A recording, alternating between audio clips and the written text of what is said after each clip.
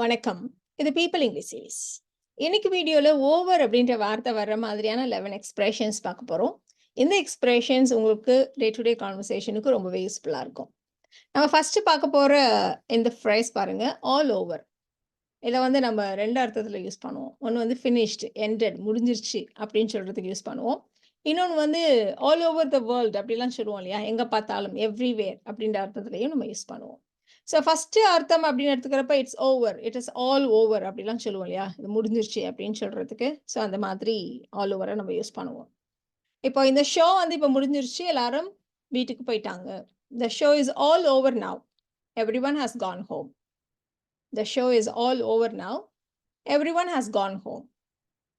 இப்போ இதுவே 2வது அர்த்தத்துல, அதாவது எவ்ரிவேர் எங்க பார்த்தாலும் எல்லா இடத்துலயும். சுவர்ல எங்க பார்த்தாலும் எல்லா இடத்துலயும் இப்படி கிறுக்குனது யாரு? Who scribbled all over the wall? Who scribbled all over the wall? இப்போ அதே மாதிரி இங்க் எங்க எல்லா இடத்தையும் சிந்திடுச்சு அப்படி சொல்லுவோம். டேபிள் பூரா, டெஸ்க் பூரா எல்லா இடத்துலயும் ink சிந்திடுச்சு. The ink spilled all over the desk. The ink spilled all over the desk. இப்போ நம்ம செகண்டா பார்க்க போற இந்த ஃப்ரேஸ் பாருங்க, ஆல் ஓவர் அகைன். இது வந்து நாம ஒரு விஷயத்த திரும்ப முதல்லேருந்து ஆரம்பிக்கணும் அப்படின்னு சொல்லுவோம் இல்லையா? திரும்ப எல்லாத்தையும் செய்யணும். அதுக்கு தான் நம்ம ஆல் ஓவர் அகைன் அப்படின்ற இந்த ஃப்ரேஸ நம்ம யூஸ் பண்ணுவோம். இப்போ லேட்டா வந்தவங்களுக்காக நான் திரும்ப ஒரு தடவ ஃபர்ஸ்ட்லேருந்து சொல்றேன். டீச்சர் வந்து கிளாஸ் எடுத்துட்டே இருப்பாங்க. கொஞ்சம் லேட் கமர்ஸ் வந்ததுக்கப்புறம் சரி என்ன செய்றது? திரும்ப உங்களுக்காக ஒரு தடவ ஃபர்ஸ்ட்லேருந்து சொல்றேன். I'll start all over again for those who came in late. I'll start all over again அப்படின்னு சொன்னா கூட போதும். இல்ல லேட்டா வந்தவங்களுக்காக இன்னொரு தடவ நான் ஃபர்ஸ்ட்லேருந்து சொல்றேன். I'll start all over again for those who came in late. திரும்ப இந்த வேலைய நான் ஃபர்ஸ்ட்லேருந்து செய்யணுமா? Do I have to do it all over again? Do I have to do it all over again? இப்போ இந்த ஃப்ரேஸ் பாருங்க, பெண்ட் ஓவர் பேக்வர்ட்ஸ். நம்ம வந்து அப்படியே தலைகீழா நிக்கிறோம். இந்த மாதிரி பட் எக்ஸாக்ட்டா அது அர்த்தம் இல்ல. நம்ம வந்து ஒரு விஷயத்துக்காக, ஒருத்தவங்களுக்கு ஹெல்ப் பண்றதுக்காக, ஒருத்தவங்கள நல்லா வச்சுக்கிறதுக்காக, நம்மளுடைய சக்சஸுக்காக எதுவா வேணா இருக்கலாம். ஏதோ ஒரு காரணத்துக்காக என்ன வேணா அதுக்காக செய்வார். எந்த எல்லைக்கும் போவார். அத சொல்றதுக்கு தான் நாம பெண்ட் ஓவர் பேக்வர்ட்ஸ் அப்படின்ற இந்த ஃப்ரேஸ யூஸ் பண்ணுவோம். அவரு தன்னுடைய ஃப்ரெண்ட்ஸுக்காக என்ன வேணா பண்ணுவார். எந்த எல்லைக்கும் செல்வார். He'll bend over backwards for his friends. He'll bend over backwards for his friends. இப்ப அதே மாரி தன்னுடைய குடும்பத்த மகிழ்ச்சியா வச்சுக்கிறதுக்காக அவர் என்ன வேணா செய்வார். He'll bend over backwards to keep his family happy.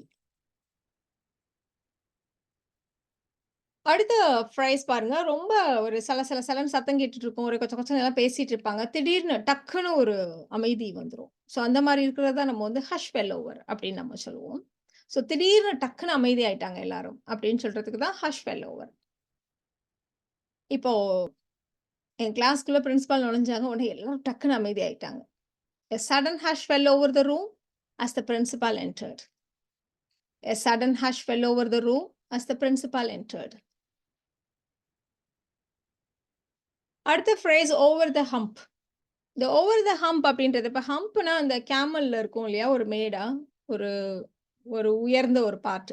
அதுதான் நம்ம வந்து ஹம்ப்ன்னு சொல்லுவோம். ஒரு ஹில் மாதிரி, பம்ப் மாதிரி. இந்த இடத்துல நம்ம வந்து என்ன அர்த்தத்துல நம்ம சொல்றோம் அப்படின்னா, ரொம்ப சேலஞ்சிங்கான ஒரு கஷ்டமான வாக்க முடிச்சுட்டோம் அப்படின்னாலோ, இல்ல ஒரு சிச்சுவேஷன் ரொம்ப சேலஞ்சிங்கான ஒரு கஷ்டமான ஒரு சிச்சுவேஷன் நம்ம ஓவர் கம் பண்ணி வர்றோம் அப்படின்னாலோ, அத வந்து நம்ம ஓவர் த ஹம்ப் அப்படின்ற இந்த ஃப்ரேஸ் வச்சு நம்ம சொல்லுவோம் ஜெனரலா. ஜெனரலா we are over the hump now. இந்த சிச்சுவேஷன் நம்ம கிராஸ் பண்ணிட்டோம். இந்த வாக்க நம்ம முடிச்சுட்டோம். எல்லாத்துக்குமே we are over the hump now அப்படி சொல்லலாம். இல்ல we got over the hump now அப்படின்னு சொல்லலாம். இப்போ அப்போ ஒரு வழியா அந்த கஷ்டமான வேலைய முடிச்சாச்சு. இனிமே எல்லாம் ஈஸி தான். We finally got over the hump. Things will be easy from now on. இது வந்து வேலைக்கும் சொல்லலாம், சிச்சுவேஷனுக்கும் சொல்லலாம். அப்பா இந்த கஷ்டமான சூழ்நிலையில நம்ம கடந்து வந்துட்டோம். இனிமே ஒரு பிரச்சனையும் இல்ல. அதுக்கும் நம்ம இதையே தான் சொல்லுவோம். We finally got over the hump. Things will be easy from now on. அடுத்த ஃப்ரேஸ் ஓவர் த மூன். இது வந்து ரொம்ப சிம்பிளான, ரொம்ப காமனான ஒரு ஃப்ரேஸ். யாராவது ரொம்ப சந்தோஷமா இருக்காங்க அப்படிங்கிறத தான் நம்ம வந்து over the moon, extremely happy அப்படின்றது தான் ஓவர் த மூன்ன்ற ஃப்ரேஸ் வச்சு நம்ம சொல்லுவோம். He is over the moon now அப்படின்னா, he is very happy now. He is delighted now அந்த மாதிரிலாம் சொல்றதுக்கு. அடுத்து நம்ம பார்க்க போற இந்த phrase over the edge.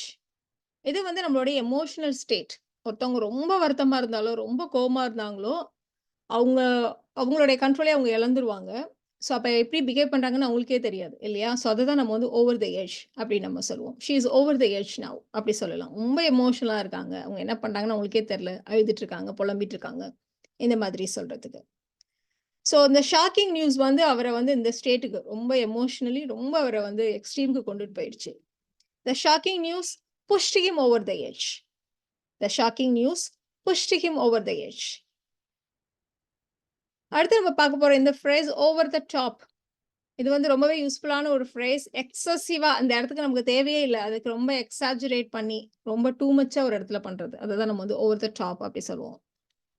So அவன் வேற ஓவரா நடிக்கிறான். எனக்கு ரொம்ப எம்பாரசிங்கா இருந்தது. கிரிஞ்சா இருந்தது. His acting was way over the top and it made me cringe.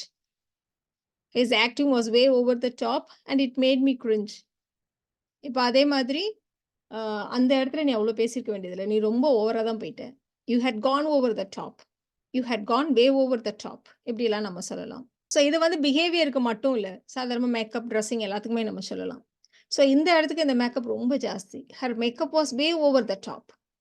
Her makeup was way over the top. அடுத்ததா நம்ம பார்க்க போற ஃப்ரேஸ் ஓவர் அண்ட் அபோவ். இது வந்து ஆக்சுவலா ஒரு ப்ரெப்போசிஷன். In addition two. ஆக்சுவலா ஒரு டைம் அலாட் பண்ணியிருப்போம். ஆக்சுவலா ஒண்ணு இருக்கும். அத விட ஜாஸ்தியா. அத சொல்றதுக்கு தான் ஓவர் அண்ட் அபோவ் அப்படின்னு நம்ம சொல்லுவோம். இந்த வொர்க்க முடிக்கிறதுக்கு எங்களுக்குன்னு ஒதுக்கப்பட்ட நேரத்துக்கு மேல நாங்க வேலை செஞ்சோம். We worked over and above our allotted time to complete the task. We worked over and above our allotted time to complete the task. இப்போ ஒருத்தர் மெடிக்கல் எக்ஸ்பென்சஸ் அதுக்கான செலவுகளை தாண்டி காம்பன்சேஷன் கேட்கிறார். He is seeking compensation over and above the medical cost. He is seeking compensation over and above the medical expenses. இப்படியெல்லாம் நம்ம சொல்லலாம். அடுத்த ஃப்ரேஸ் ஓவர் த லிமிட். ஒரு லிமிட்டை தாண்டுறது. அதுதான் ஓவர் த லிமிட். ஆக்சுவலா ஒரு பவுண்டரி செட் பண்ணியிருப்போம். அதை விட ஜாஸ்தியா இருந்தா அப்போ வந்து ஓவர் த லிமிட் அப்படின்னு வச்சு சொல்லுவோம். சாதாரணமா ஸ்பீட் லிமிட். ஸோ அவர் வந்து ஸ்பீட் லிமிட்டை தாண்டி ஓட்டுனதுனால, கார் ஓட்டுனதுனால அவருக்கு ஃபைன் போட்டாங்க. He was fined for driving over the speed limit. He was fined for driving over the speed limit. இப்ப அதே மாதிரி நம்ம ஒரு ஃப்ளைட்ல போறோம் அப்படின்னா, நம்மளுடைய லக்கேஜ் இவ்வளோ தான் வெயிட் இருக்கணும் அப்படின்னு இருக்கும். இப்ப அத தாண்டுறப்போ நமக்கு எக்ஸ்ட்ரா நம்ம பே பண்ண வேண்டியிருக்கும் இல்லையா? The weight of the luggage was over the limit. So they had to pay extra. The weight of the luggage was over the limit. So they had to pay extra. கடைசி நம்ம பார்க்க போற இந்த phrase over the hill ரொம்ப common. சாதாரணமா இத வந்து நம்ம சர்காஸ்டிக்கா சொல்லலாம். இல்ல வந்து ஹியூமரஸா சொல்லலாம். இல்ல சாதாரணமா புலம்புற மாரி நம்மளே கூட சொல்லிக்குவோம். வயசாயிடுச்சு அப்படின்ட்டு. ஸோ உங்களுக்கெல்லாம் வயசாயிடுச்சு. உங்களால இத பண்ண முடியாது. அப்படி சொல்லலாம். சர்காசம். இல்ல ஹியூமரஸாவும் சொல்லலாம். இல்ல அப்பா எனக்கு வயசாயிடுச்சுப்பா. என்னால இங்கெல்லாம் வர முடியாது. மரத்துல ஏற முடியாது. இந்த ஸ்டெப்ஸ் எல்லாம் ஏற முடியாது. இந்த மாரிலாம் நம்ம சொல்லுவோம். இல்லையா? ஸோ எனக்கு ரொம்ப வயசாயிடுச்சு. என்னால இந்த ஸ்டெப்ஸ் எல்லாம் ஏற முடியாது. I am over the hill. I can't climb up the stairs. I am too old அப்படின்னு சொல்லாம, I am over the hill. I can't climb up the stairs அப்படின்னு நம்ம சொல்லுவோம். இப்ப அதே மாரி 50 வயசுக்குலாம் வயசாயிடுச்சுன்னு சொல்லாதீங்க. அப்படிலாம் நெனைக்காதீங்க. நீங்க உங்களுக்கு வயசாயிடுச்சுன்னு நெனைக்காதீங்க. உங்களுக்கு இப்பதான் 50 தான் ஆகுது. So don't think you are over the hill. You are just 50. Don't think you are over the hill. You are just 50. So இந்த வீடியோல நாம ஓவர் வச்சு வர 11 எக்ஸ்பிரஷன்ஸ் பார்த்தோம். இந்த 11 எக்ஸ்பிரஷன்ஸும் உங்களுக்கு டே டு டே கான்வர்சேஷனுக்கு ரொம்பவே யூஸ்ஃபுல்லா இருக்கும். Thank you so much.